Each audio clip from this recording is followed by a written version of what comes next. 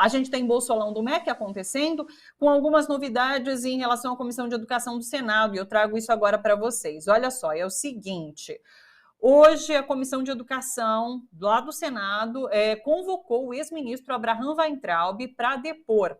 Vai convocar, né? Esse requerimento foi aprovado hoje pela manhã. Vamos dar uma olhada.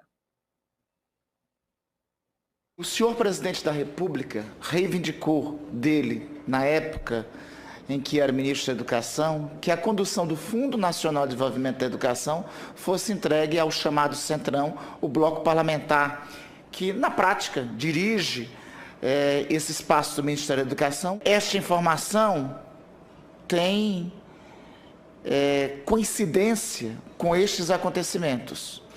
O que nós estamos percebendo, presidente, é que se instalou no âmbito do Ministério da Educação um balcão de negócios com todos os seus requintes.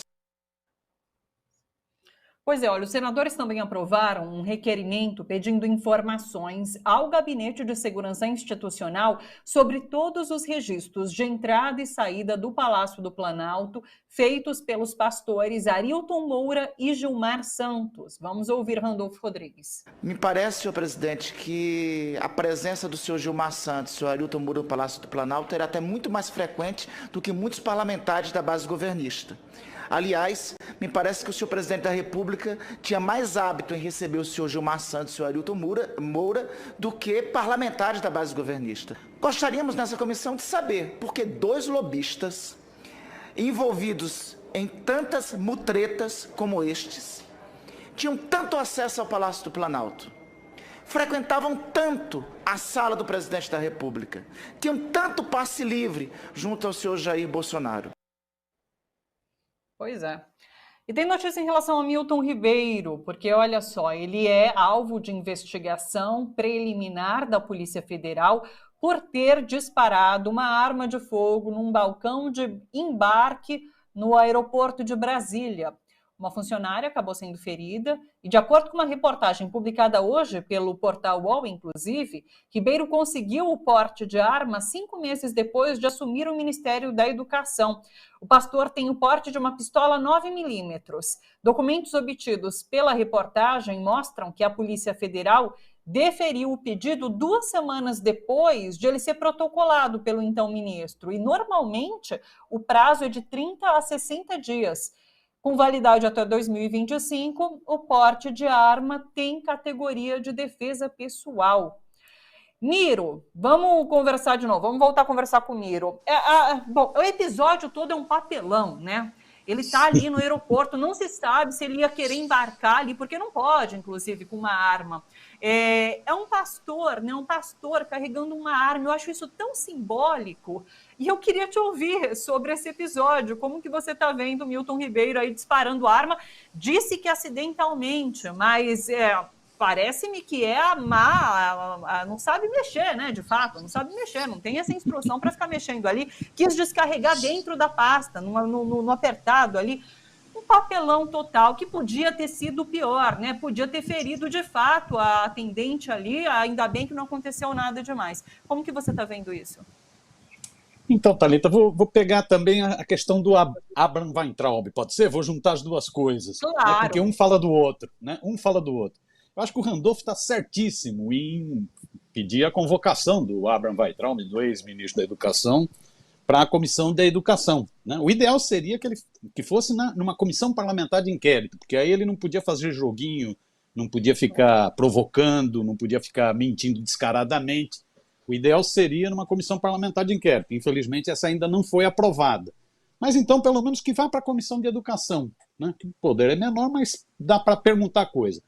O Abraham e o irmão, o Arthur Weintraub, estão prometendo há algum tempo soltar a língua, falar um monte de coisa. Essa semana mesmo ia ter uma live que ele disse: o Brasil vai conhecer a verdade nos libertará. Usou a frase aí do Bolsonaro, tal, a verdade nos libertará. Né? Uma frase bíblica, né? Eles adoram Bíblia. É Bíblia com arma. Né? Acabou que a live foi uma porcaria, não falou nada de importante, né? Mas deixou ameaça. Né? Então ele tem ameaçado. Então é bom convocar. Vamos ouvir o Abraham. O que o Abraham tem a falar?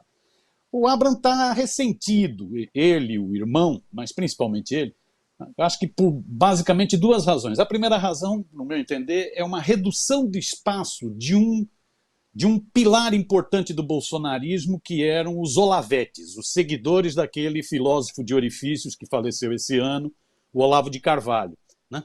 Então você tem pilares desse governo. Você tem os pilares dos generais, ressentidos e com muita grana no bolso. Você tem o pilar da alta burguesia brasileira, da cloaca burguesa brasileira, né, expressa no Guedes. Você tem o pilar dos mercadores da fé, dos pastores, aspas, evangélicos, né? São pilares. E um pilar importantíssimo, que a mídia chama de ideológico, mas todos são ideológicos, um pilar importantíssimo eram os seguidores do Olavo de Carvalho, né? Os olavetes. Os olavetes têm diminuído o espaço no governo. E o Abraham está bravo com isso, né? Já tinha caído aquele Ernesto Araújo, aquele da Terra Plana, aquele maluco, que vê a China em tudo, né? Né? A vacina, é tudo China, né? Um anticomunismo doentio, já tinha caído, né? Ele era chamado de Beato Araújo pelos corredores do Itamaraty, já tinha caído o Beato Araújo, caiu o Abraham, aquele assessor especial de relações internacionais do Bolsonaro, que é outro olavete militante, está em baixa, não é nem convidado para reunião, só não foi chutado até agora do Palácio, não sei por que razão, né? Talvez também porque saiba de muita coisa, né? Então, há uma redução do espaço dos olavetes, e eles estão chiando, eles estão reclamando. A outra razão é uma razão muito direta ao Abraham mesmo. O Abraham achava, ele era tão puxa-saco, ele era tão pegajoso com relação ao Bolsonaro, aquelas cenas de abraço, amores, brigando com todo mundo, xingando todo mundo. Ele era tão bajulador, puxa-saco do Bolsonaro, que ele achava que ia ser o candidato do Bolsonaro ao governo de São Paulo. Só que o Bolsonaro tem temores com relação a esse rapaz, porque esse rapaz, inclusive, pode se complicar no Supremo Tribunal. Ele saiu do Brasil, ganhou de presentinho um cargo milionário, fugindo do Brasil, né? Ele saiu do Brasil em função disso, né? Estava ameaçado pelo Supremo de ser preso, então ó, tirou o time, ajudado pelo Bolsonaro. Então o Bolsonaro tem medo, o Bolsonaro apostou em outro ministro dele, apostou no Tarcísio. E o Weintraub, então, está dodói, está magoado, está chateadinho, tristinho com o chefe dele, com o ex-chefe dele.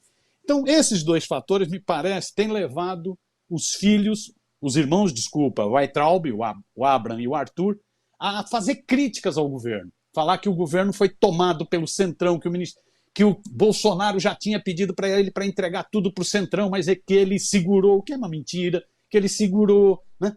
Então, fazer crítica. Criticou até o induto que o Bolsonaro deu ao Daniel Silveira.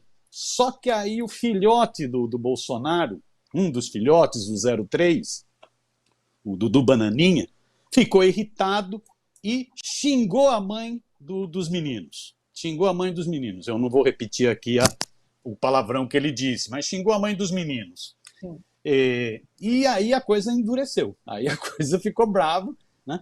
O Weintraub diz, não, xingou meu pai de maconheiro e me xingou minha mãe de... Xingou, né? E eu agora vou falar tudo. Fez uma live boba, né? Dizendo que sabe dos podres, que que a aliança ao Centrão foi muito ruim, né? Mas que mesmo assim o Bolsonaro não representa mais o pensamento conservador da direita, mas nós não temos outra alternativa e que eu perdoo o Bolsonaro. Ficando patético, eu perdoo o Bolsonaro, foi o que disse o Abraham. Agora, nessa cena do Milton Ribeiro, ele voltou, ele adora um Twitter, ele voltou a provocar, né? Olha o que ele disse, não sei se você chegou a ver, Thalita, olha o que ele disse. O Milton foi fazer uma oração no aeroporto. Devia utilizar as novas Bíblias compradas pelo esquema dos pastores do MEC. Pode apostar, vai aparecer mais coisa errada dessa turma do Centrão. O presidente disse que colocava a cara no fogo pelo Milton. Eu não colocaria nem meu dedo mindinho. Isso é o Abraham hoje tuitando. Ou seja, corretíssimo, Randolph. Convoca esse rapaz. Ô, Abraham, fala o que você sabe. A impressão que me dá, Thalita, vamos a conferir, a ver, é que esse negócio do MEC pode dar mais estrago do que a CPI da Covid. A CPI da Covid, CPI da Covid começou com aquela coisa do negacionismo, né? Gripinha do Bolsonaro, né? Começou com isso, depois pegou um pouco o problema da logística, da falta de planejamento, da incapacidade. Ninguém desconfiava de corrupção, mas de repente chegou em corrupção. Foi vendo que não era só um problema de negacionismo, né? E não era só um problema de incompetência e de necropolítica, governo da morte. Era grana, tutu, money. E isso é um problema seríssimo para o Bolsonaro, porque essa é uma das marcas do governo Bolsonaro. Bolsonaro quer dizer, ele vive repetindo, não tem corrupção no meu governo, não tem corrupção. Ele está repetindo tanto que já está ficando descarado. Quem fala muito que não tem, é porque tem. E nesse caso da educação, o negócio é muito bravo. Os sintomas que estão aparecendo é que aquele ministério virou, como diz o Randolph, virou um balcão de negócios. Um balcão de negócios. Esses pastores, esses lobistas do MEC, esses 2 pastores, estiveram 45 vezes no Palácio do Planalto. Agora saiu um relatório que eles estiveram, deixa eu pegar aqui só, eles estiveram 127 vezes no MEC e no Fundo Nacional de Desenvolvimento da Educação. 127 vezes. Esses caras negociaram muita coisa. Haja barrinha de ouro. Tem muito esquema. Aí você fica sabendo que generais também, via Ministério da Defesa, via orçamento secreto do Fundo Nacional de Desenvolvimento de Educação, andaram bancando algumas obras. Aí você fica sabendo do kit robótica do FNDE, ligado ao Arthur Lira, em Alagoas. Aí você fica sabendo que o homem que está cuidando dessa grana toda, no fundo, esse que se reunia 127 vezes com esses pastores, né? Esse cara é apadrinhado do Ciro Nogueira. Ou seja, esse negócio tem muita sujeira aí. O ideal seria você ter uma mobilização na sociedade brasileira que pressionasse o Congresso para convocar uma comissão parlamentar de inquérito.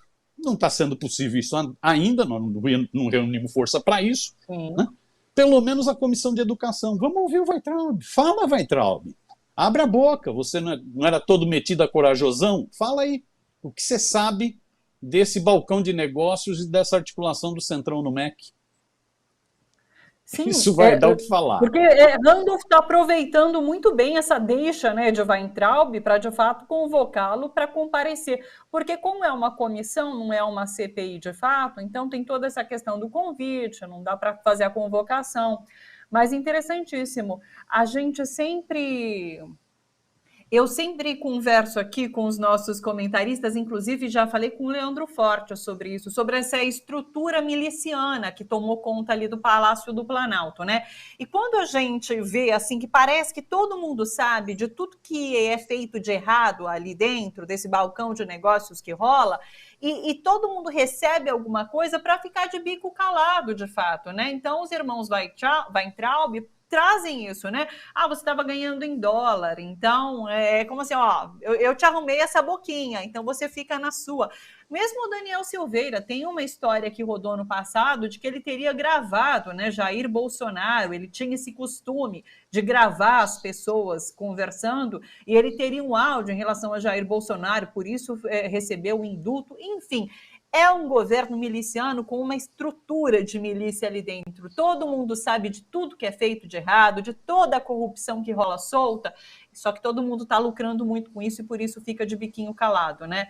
Então, vai ter muita coisa para a gente descobrir. É uma pena, de fato, a gente não ter essa CPI da educação do Bolsolão para que a gente tivesse mais força para a investigação, de fato, né? Miro, termino te agradecendo enormemente, é sempre muito bacana te receber, poder conversar com você, ainda mais quando a gente tem notícia boa para comentar, que não é sempre, na verdade são raras, mas hoje você comentou uma notícia boa aqui com a gente. Obrigada, Miro, pois estamos precisando de notícias boas. Valeu, Thalita, bom trabalho aí, tá? Um beijãozão.